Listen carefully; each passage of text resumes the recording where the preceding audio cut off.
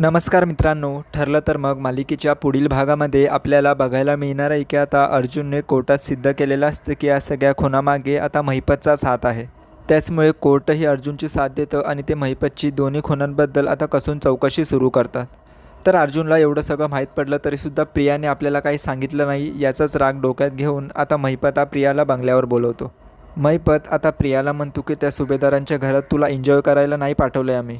अर्जुनच्या हाती एवढा मोठा पुरावा लागला तरीसुद्धा तुला खबर नाही, तर तू घरात करतेस काय?